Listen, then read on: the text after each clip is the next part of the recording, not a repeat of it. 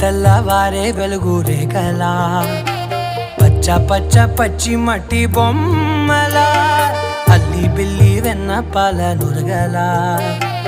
అచ్చ తెలుగు ఇంటి పూల కొమ్మలా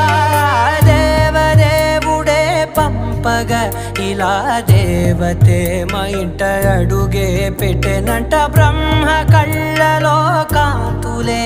మా అమ్మలా మా కోసం మళ్ళీ లాలి పాడేనంట.